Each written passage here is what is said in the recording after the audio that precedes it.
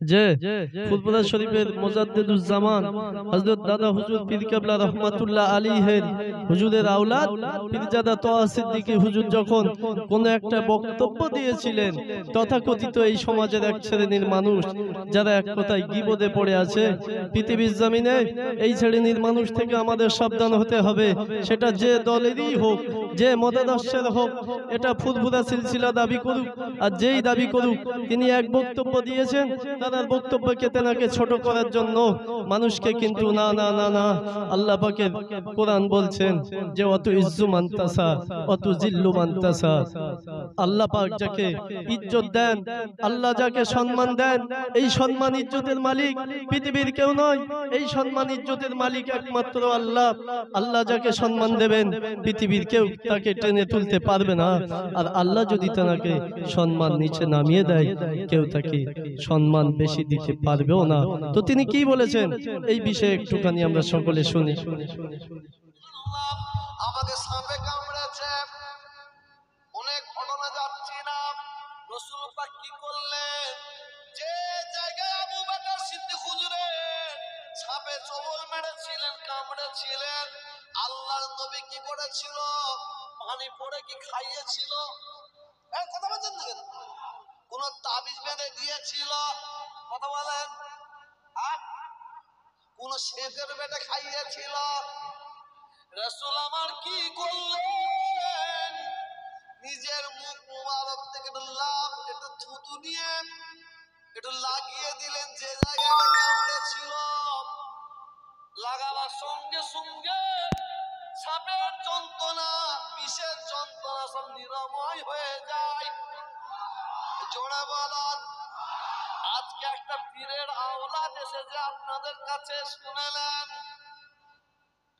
আজকে একটা পীরের আওলাদ এসেছে, শুনেলেন? আপনাদের এলাকায় যদি কাউকে সাপে কামড়ায়, বিষাক্ত বিষাক্ত সাপে কামড়ায়, আপনার দেরি করবেন না, পিজিতে নিয়ে যাবেন না, মেডিকেলে নিয়ে যাবেন না, নীলরত্নে নিয়ে যাবেন না, কোন হসপিটালে নিয়ে যাবেন না। তাকে যত তাড়াতাড়ি পারবেন ফুরফুরা শরীফের জমিনে নিয়ে যাবেন। আমি তোহা আমার সম্মুখে হাজির করবেন, আমি তোহা আমার কাছে নিয়ে আসবেন।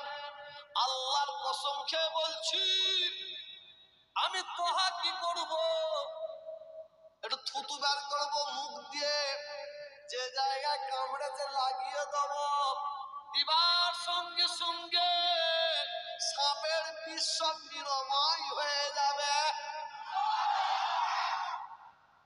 কিন্তু ঘটনা, এত দূর থেকে যখন আপনারা ফুরফুরা শরীফে নিয়ে যাবেন, হয়তো এত বিষ উঠে গেছে, নিয়ে যেতে ওই রুগীটা মরে যেতে পারে, ঠিক না বেটি? জোরে বলুন। না না না, আমি তো আমার কাছে নিয়ে যাবেন না। আপনার এলাকায়, আপনার পাড়ায় একজনকে সাপে কামড়েছে, আপনি আপনি আপনি আপনি যখন খবর পাবেন, খবর পাওয়ার সঙ্গে সঙ্গে চলে যাবেন তার বাড়িতে, যে জায়গায় কামড়েছে। আপনার কাজ কি? আপনার কাজ কি? মুখ থেকে একটু থুতু নেবেন, নিয়ে লাগিয়ে দেবেন, লাগাবেন লাগাবেন লাগাবেন। কসম খোদার খেয়ে বলছি, যখনই আপনি থুতুটা লাগাবেন, সঙ্গে সঙ্গে সাপের বিষটা নিচেই নেমে যাবে। তবে হ্যাঁ, তবে হ্যাঁ, আমি তোহা আপনি যখন থুতুটা লাগাবো, মুখ থেকে যখন থুতুটা নেবে, নিবার আগে একবার নিজেকে জিজ্ঞাসা করবেন আপনি মুসলমান কিনা। এইটুকুই আপনাদের জন্য যথেষ্ট। ভাইরা আমার, তাহলে একটা মানুষ এক সম্পর্কে তিনি বক্তব্য দিয়েছেন, তিনি কোথাও কোনো কথার উদ্ধৃতি দিয়েছেন, তার কিছুটা কেটে মানুষকে বিভ্রান্তিতে ফেলা হচ্ছে।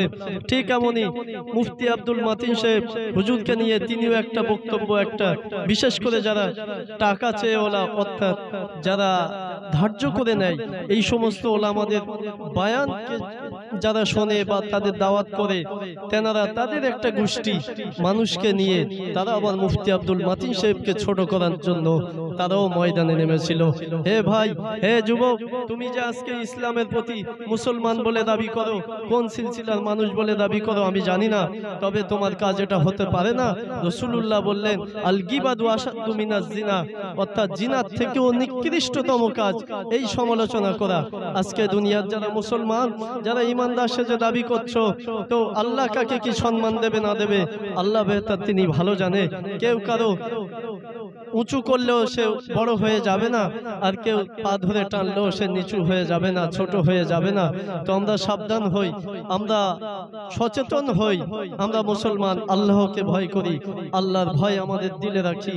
কারণ কে কোথায়, কোনদিন কিয়ামতের মাঠে কেউ যাবে না, ময়দানের মাহশারে সেদিন আমার আপনার কেউ হবে না, সেদিন নেক আমল হবে, সেদিন কারো সমালোচনা করেও কাজ হবে না।